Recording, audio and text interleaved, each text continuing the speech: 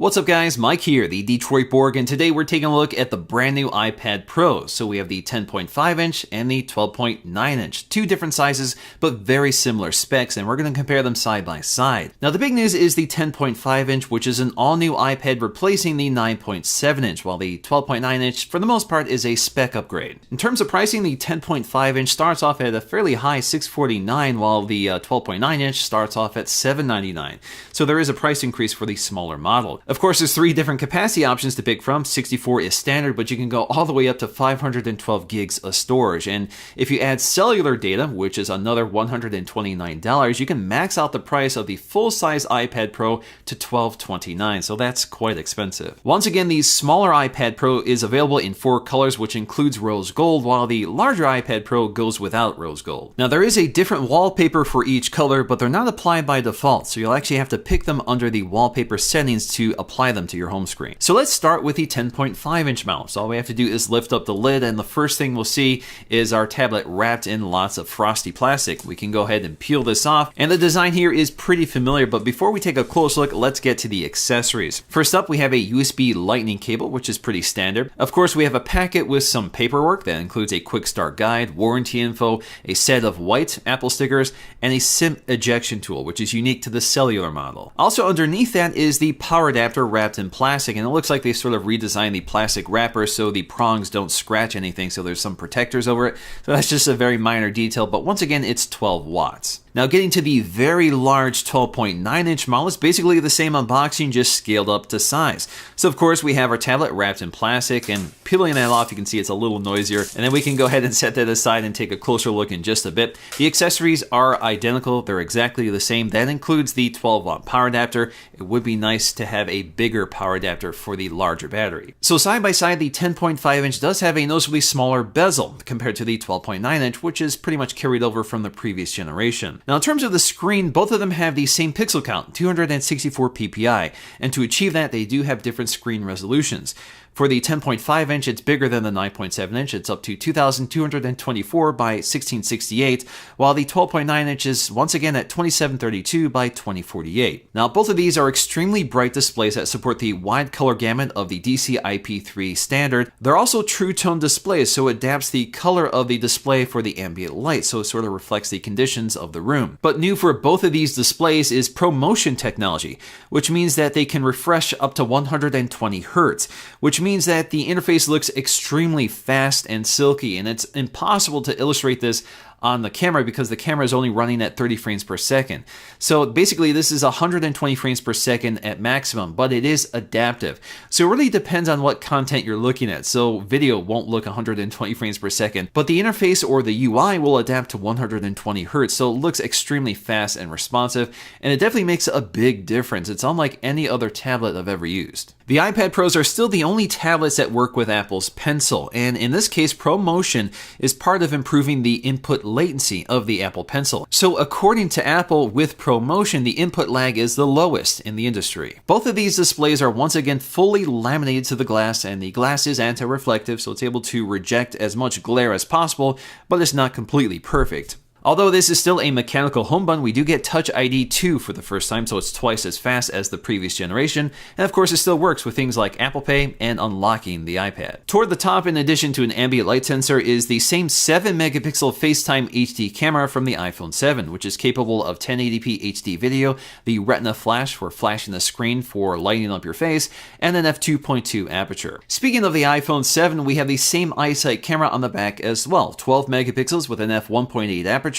4K video recording, and optical image stabilization. They even borrowed the iPhone 7's quad LED True Tone flash. Although we have the exact same cameras on both of these iPads, the one on the 10.5 inch does stick out quite a bit more. That's probably because it's a bit thinner, and of course the bezels are smaller, so they had to make more room for the camera. Now the lenses are covered in sapphire glass, so they won't scratch too easily, and because the iPads are so big, they don't rock when you're using it on a flat surface. Now because this is the same camera in the iPhone 7, my review from the iPhone 7 basically applies to the iPad Pro. We have all the same features and technologies.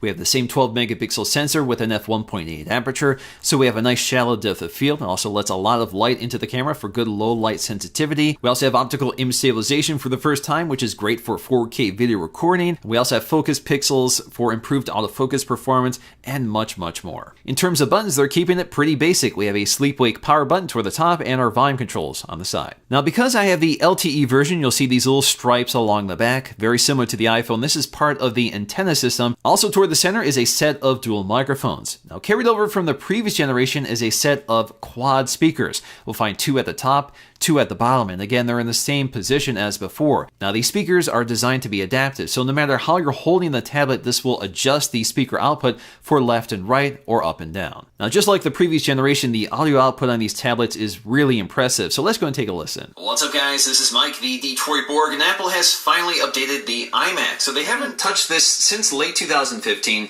and in this video, we're going to take a look at the 21.5-inch 4K model. In terms of the Lightning connector, both of them now get the USB 3 spec for faster charging and transfer speeds. Toward the bottom edge on the right side, we have our Nano SIM tray, but the great thing about the iPad Pro is that it does have an embedded SIM, so you can just sign up for your service without having to install a SIM from your carrier. But if it doesn't support the embedded SIM, of course you can install your own. Another feature unique to the iPad Pro is the Smart Connector, which provides both power and data connectivity to accessories like the keyboard. And of course, there's lots of magnets built into the side of the iPad for connecting those accessories. Now, according to Apple, one of the reasons they increased the standard size of the iPad to 10.5 inches is that it gives us room for a bigger keyboard. So that includes the on-screen keyboard and the physical connected keyboard that's available for the iPad Pro. In fact, if you look at them side by side, it looks like they basically drag the corner of the old keyboard to expand it out. So we get larger keys, a wider footprint, and it feels much more conventional to use and definitely a lot more comfortable. Now, if you look at the software keyboards between the 10.5 inch and 12.9 inch, you can see there's a pretty big difference here.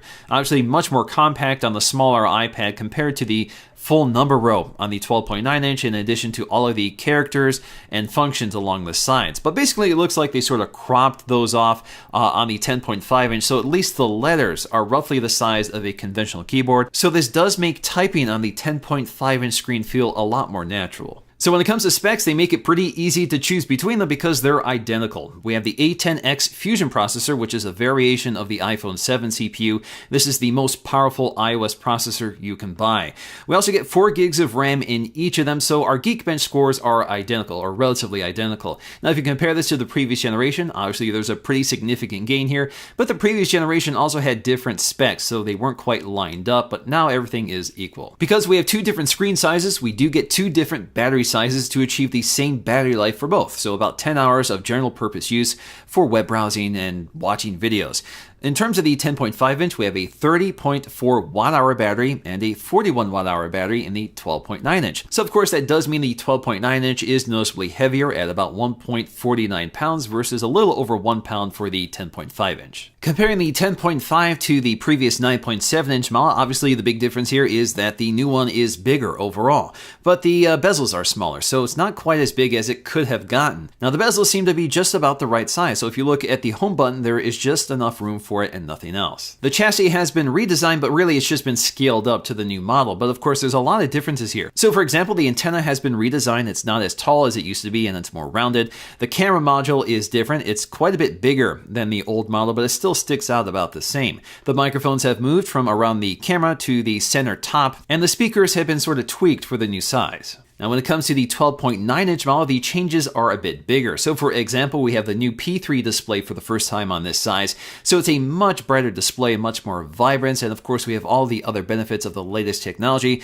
like ProMotion and more. So it's a much better looking display than before. In terms of the chassis, even though it's the same dimensions, it has been completely redesigned. So for example, the antenna strip on the back has been reduced significantly. They've sort of rearranged the speakers for the new design. And of course, the camera is a big difference difference here. We have a much better camera than the 8 megapixel camera that came before, and it does stick out quite a bit as opposed to the flush design. We also get an LED flash, which we didn't have before, and the microphones have once again been relocated. So that means the existing keyboard and smart cover will work with the 12.9-inch iPad Pro, but the silicone case no longer does. So when it comes to choosing between these two tablets, it really comes down to two factors: price and size. Obviously, there's a pretty big price gap between these, but the size difference is also significant. I think the 12.9-inch is quite a bit bulkier and heavier, so I think it's better suited toward a laptop experience. It's not as comfortable to use as a tablet, while the 10.5-inch is very nice and compact, so it makes it great for tablet usage, but maybe not the best for a keyboard experience. Now, the iPad Pro definitely does a very good job distinguishing itself from its MacBook cousins.